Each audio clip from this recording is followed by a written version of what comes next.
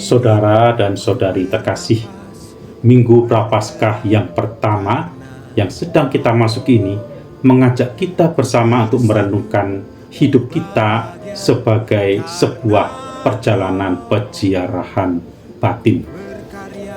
Tentu tidak sama dengan perjalanan ziarah menuju ke tempat-tempat ziarah seperti sekarang ini, Lourdes, Sendang Sono, Fatima, dan lain-lain yang selalu disertai dengan sebuah perjalanan rekreasi.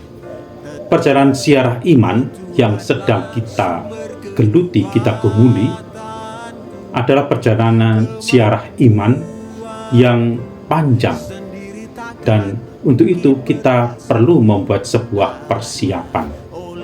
Seorang peziarah digambarkan dengan seorang yang hanya membawa bekal secukupnya saja, menggambarkan betapa dia mempunyai ketergantungan penuh kepada penyelenggaraan ilahi.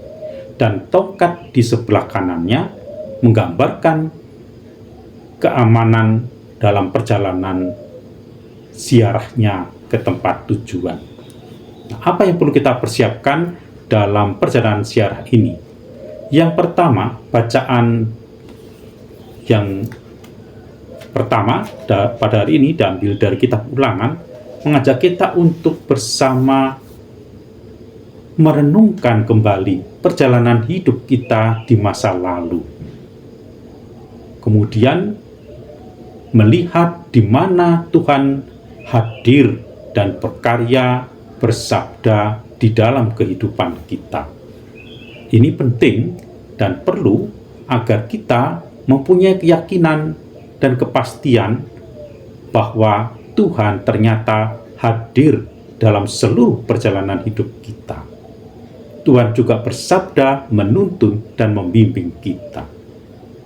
Dan ini juga penting bagi kita ketika kita menghadapi banyak tantangan dan kesulitan dalam kehidupan. Kita mempunyai sebuah pegangan Tuhan bersama kita.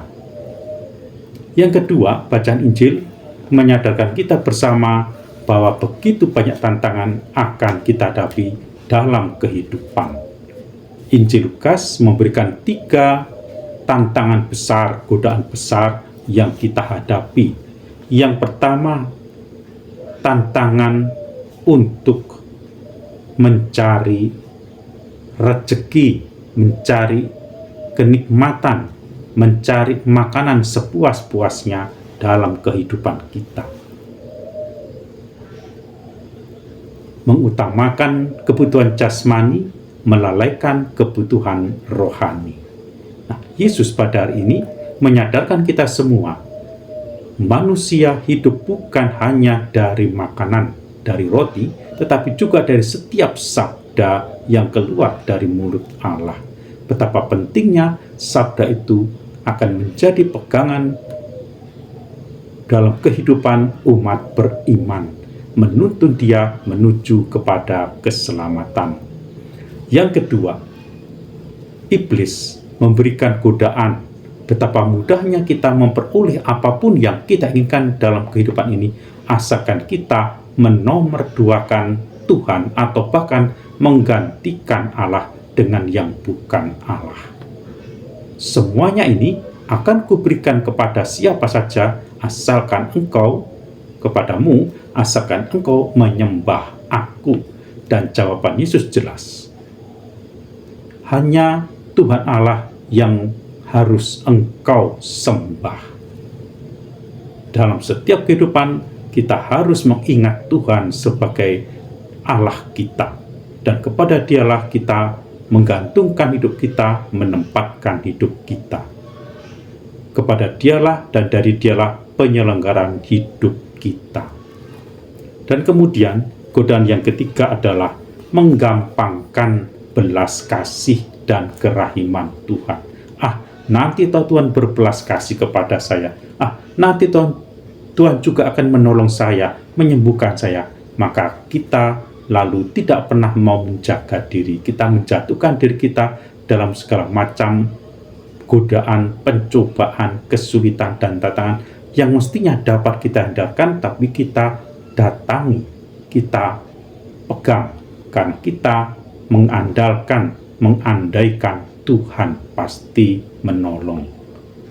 Satu dosa adalah mengandaikan Tuhan menolong lalu kita menjadi sembrono, permisif dalam kehidupan kita. Terhadap ketiga tantangan yang besar itu dan juga tantangan yang lain, kita memang patut untuk menolak dengan tegas dengan berkata tidak. Tetapi tentu kita harus kembali kepada kekuatan kita, yaitu Allah. Hanya Allah yang akan dapat membuat kita berkata tidak kepada semua tantangan, godaan, dan yang kita hadapi, dan hanya Allah adalah kekuatan kita untuk melawan semuanya. Tuhan memberkati kita dalam masa Prapaskah